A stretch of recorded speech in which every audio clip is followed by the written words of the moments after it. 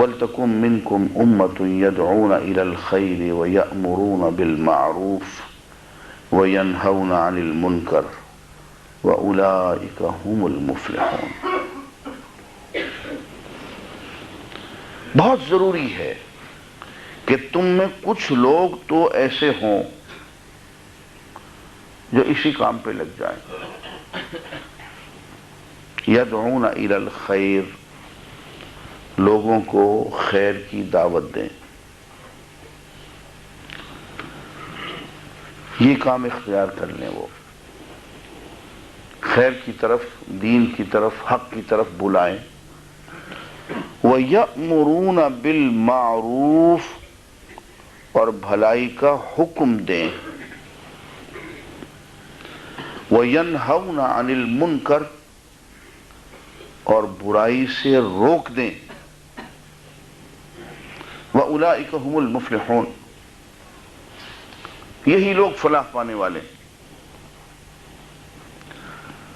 عزیزان گرامی، معلوم ہوتا ہے کہ ہم میں ایک جماعت، ایک بہت بڑا گروہ ایسے لوگوں کا ہونا چاہیے جو جانتا ہو کہ خیر کیا ہے، شر کیا ہے۔ تو علماء ہو گئے، اور پھر لوگوں کو خیر کی طرف بلائے، یہ تو تبلیغ کا کام ہو گیا۔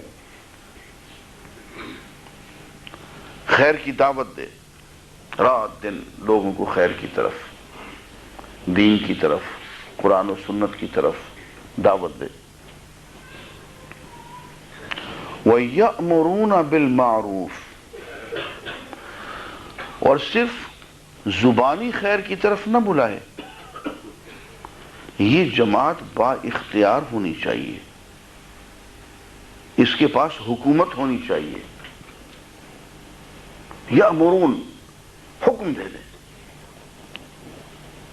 ان کے پاس اختیار ہو آرڈرز دینے کا۔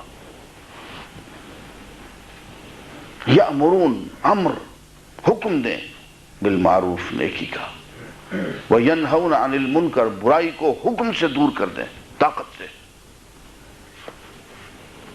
یہ نہیں کہ جیسے بیٹھے ہم رو رہے ہیں کہ ٹیلی ویژن جو ہے ہمارا، وہ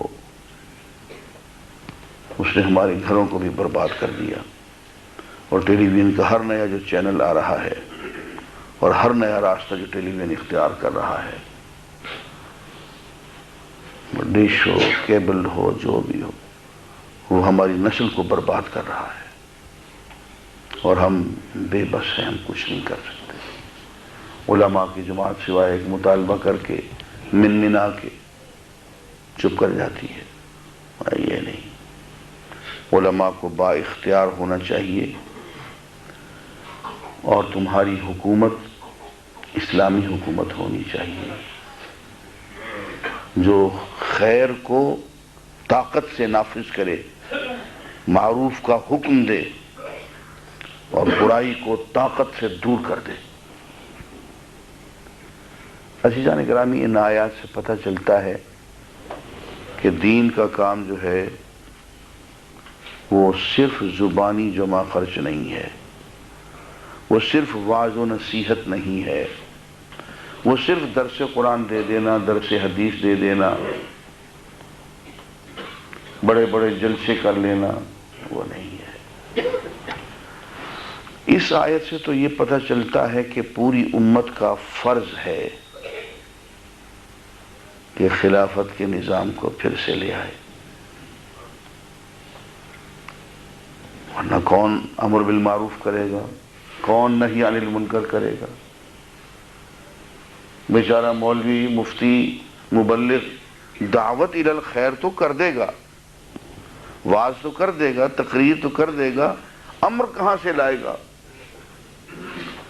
امر تو ایوان حکومت میں بیٹھ کے ہو سکتا ہے۔ تو اور مجھے خوشی ہوئی کہ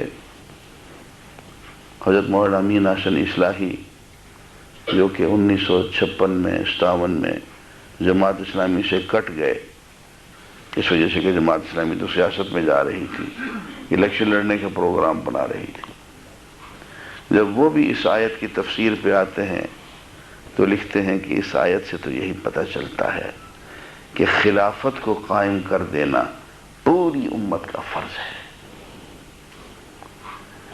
کہ خلافت قائم کیے بغیر امر بالمعروف اور نہی عن المنکر کا تو کوئی تصور نہیں ہے۔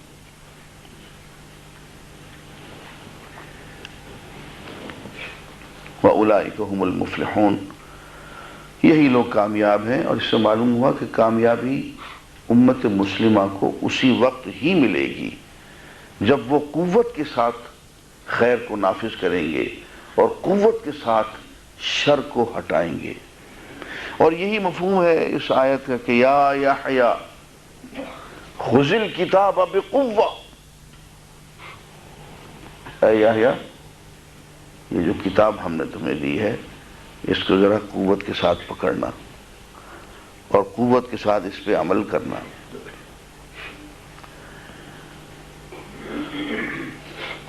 وہ جو مولانا روم کہتے ہیں نا کہ مصلحت در دین عیسیٰ غار و کوہ، مصلحت در دین ما جنگ و شکوہ۔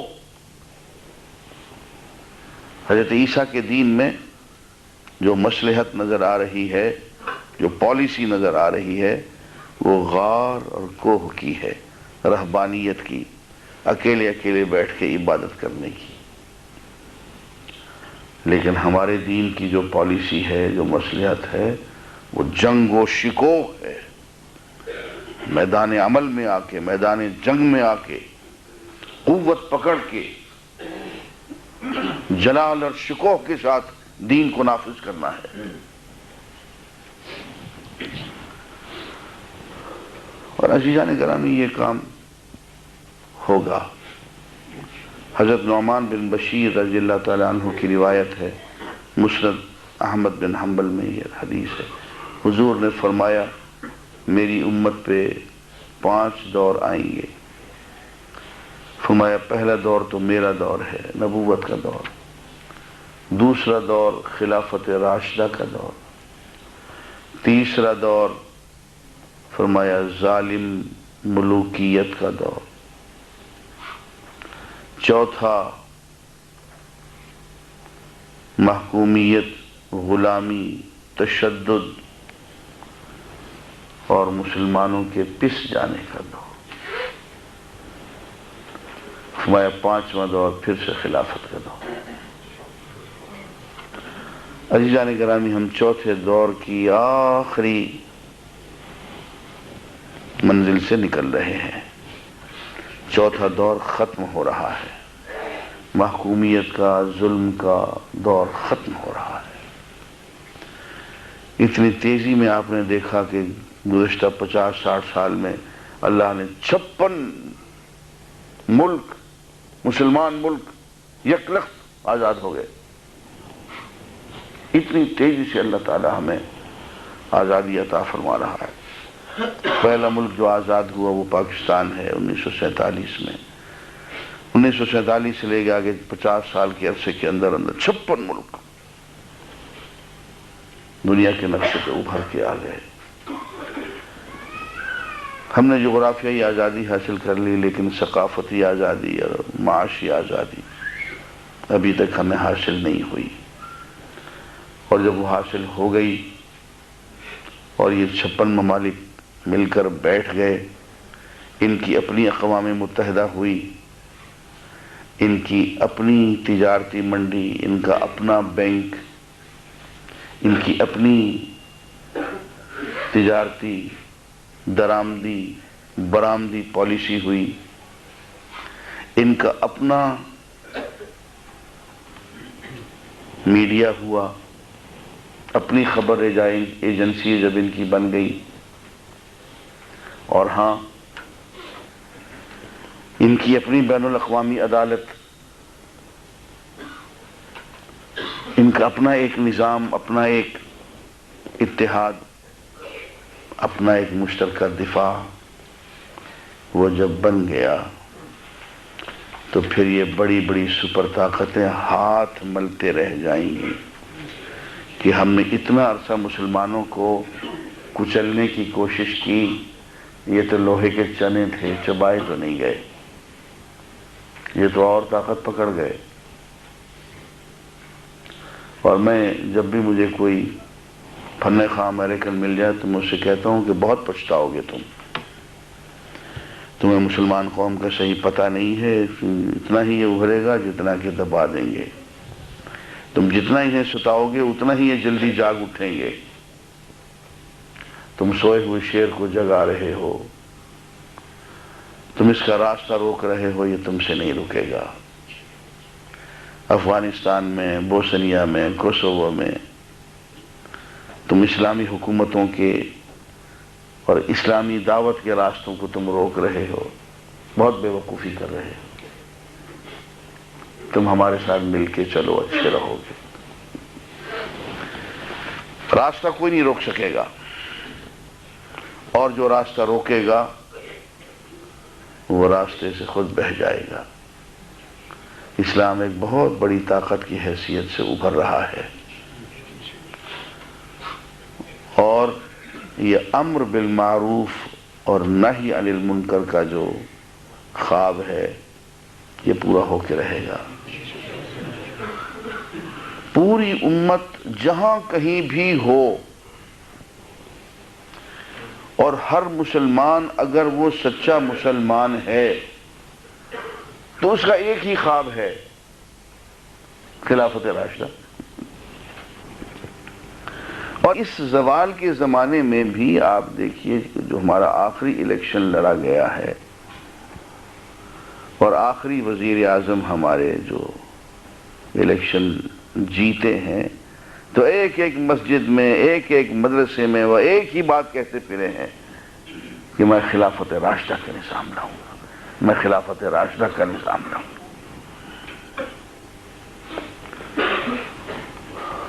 اور قوم نے ان کے جھوٹ کو سچ سمجھ لیا اور اتنا بڑا مینڈیٹ لے گئے۔ وہ پاکستان بنا ہے تو کیوں بنا ہے؟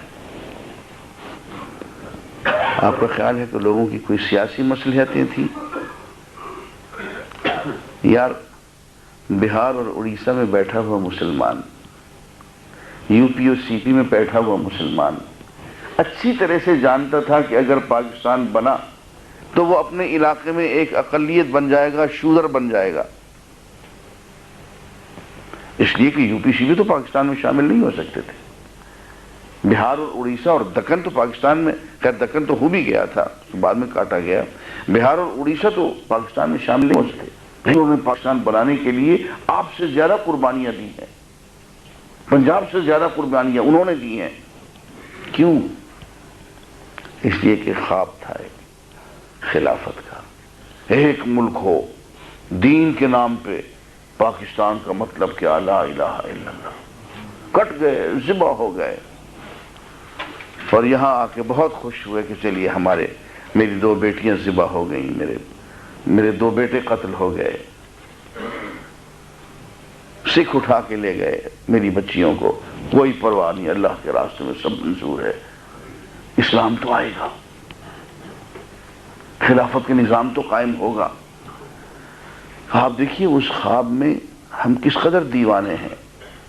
وہ خواب پورا نہیں ہوا، بین الاقوامی سازشوں سے بہت ہمیں نقصان ہوا۔ پھر دیکھیے 1970 میں نظام مصطفیٰ کی جو تحریک اٹھی ہے، کون سی قربانی ہے جو انہوں نے نہیں کی ہے؟ یہ تو ہم نے اپنی آنکھوں سے دیکھا۔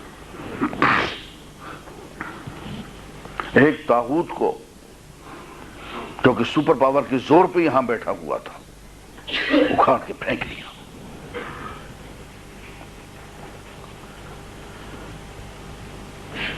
لوگوں کے دل اب بھی خلافت کے نام پہ دھڑکتے ہیں۔ آج پھر کوئی خلافت کی تحریک آپ اٹھائیں، آپ دیکھیں گے مسلمان پھر اکٹھے ہوں گے،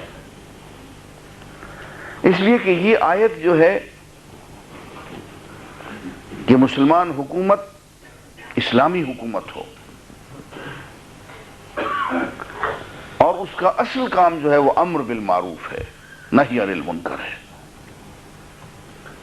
کہ ایک حکم سے، حکومتی حکم سے معروف کو نافذ کر دے، برائی کو ختم کر دے۔